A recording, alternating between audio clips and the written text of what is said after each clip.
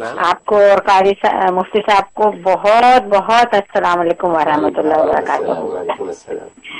مفتی صاحب آپ کے پروگرام کے لیے تو کچھ کہنا الفاظ بہت کم ہے، اور میری یہ خواہش ہے کہ ہفتے میں 2 دفعہ کیجئے اور تھوڑا سا ٹائم بڑھائیے، کیونکہ اب مفتی صاحب کو سننا تو اتنا مطلب خوش نصیبی کی بات ہے، مفتی صاحب کو تو جتنا سنا جائے اتنا کم ہے۔ تو مفتی صاحب میرے 2 سوال ہیں، ایک یہ کہ پاکستان میں آج کل ایک انجیکشن چلا ہوا ہے جس سے لوگ اپنی رنگت بدل رہے ہیں، بالکل گورے ہو رہے ہیں، تو کیا مذہب میں اس کی اجازت ہے؟ شریعت اجازت دیتی ہے؟ یہ جائز ہے؟ اور دوسرا یہ کہ امریکہ میں جیسے ذبیحہ گوشت کا کاروبار ہے، تو کیا مسلمان جو ہیں یہاں غیر مسلموں کے لیے ان کے گوشت کا کاروبار کر سکتے ہیں پورک کو چھوڑ کر؟ اور قضائے عمری کیسے آسان طریقے سے ادا کر سکتے ہیں؟ ذرا سوالوں کے جواب بتا دیں۔ بہت شکریہ جی۔ ہاں ماشاءاللہ، سب سے پہلے آپ کی محبت کا شکریہ، اللہ آپ کے حسن ظن کو حقیقت سے بدلے، اور باقی ہمارا پروگرام اتنے پرکشش ہو جائے کہ ایک وقت نہیں 2 وقت انشاءاللہ ہم ان کو شروع کریں، اور واقعی الحمدللہ آپ لوگوں کی محبت سے ہمارے پروگرام کو 4 چاند لگ رہے ہیں، روز بروز یہ ترقی کر رہا ہے، اور اللہ اس کو قائم و دائم رکھے۔ باقی پہلا سوال بڑا دلچسپ ہے کہ لوگ گورے ہو رہے ہیں اور ایسے انجیکشن نکل آئے ہیں،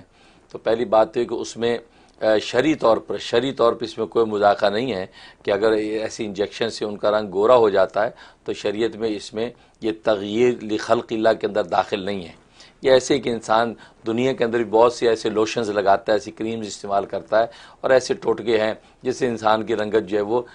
گوری ہو جاتی ہے یا نکھر جاتی ہے، اس میں کوئی مذاکرہ نہیں ہے۔ لیکن یہ اب دیکھنا ان لوگوں کا کام ہے کہ اس کے سائیڈ ایفیکٹ کیا ہوں گے، کہ آج گورا ہو گیا لیکن اچانک کتنا خطرناک قسم کا کالا ہو جائے، تو ایسا کوئی فیوچر میں جا کے، کیونکہ یہ ایکسپیریمنٹ ہوتے ہیں، یہ ایکسپیریمنٹ کے نتائج 10 سال بعد نکلتے ہیں، پھر اندر باڈی کے اندر کیا کیا چیزیں پیدا ہوگی وہ اس کا کون ذمہ دار۔ اس لیے دین اسلام نے ایک بڑی اچھی بات کہی کہ اصل میں یہ چہرے اور رنگت کا گورا ہونا کوئی کمال نہیں ہے، یہ اندر سے انسان کا سفید ہونا، دل کا نورانی ہونا، یہ کمال ہے۔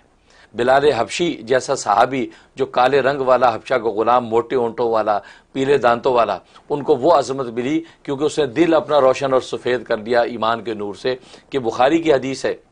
کہ رسول اللہ صلی اللہ علیہ وسلم فرماتے کہ میں نے خواب دیکھا اور میں نے وہاں عرش کے اوپر آگے کسی کے چلنے کی آہٹ سنی،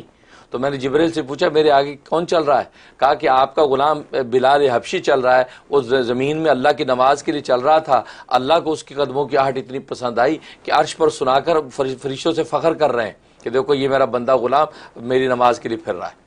تو دیکھیے اور ادھر ابو لہب کتنا خوبصورت گورا چٹا تھا، لیکن حضور کا چچا، خونی رشتہ، قریشی ہاشمی، لیکن یہ تبت یدا ابی لہب، وہ تب کہہ کہ اللہ نے اس کو ہلاک اور برباد کر دیا۔ تو اس لیے مسلمانوں کو ان چیزوں میں پڑھنا یہ حماقت کی بات ہے، ان کو اپنا اندر اخلاق کی خوبصورتی، کردار کا حسن جو ہے یہ اصل حسن ہوتا ہے، رنگت کی خوبصورتی کو خوبصورتی نہیں ہے، ان کو یہ سوچنا چاہیے۔ لیکن ویسے شرعی طور پر اگر ایسی کوئی صورت اختیار کرتا ہے، رنگ گورا ہو جاتا ہے، اس میں کوئی شرم مذاکرہ نہیں ہے۔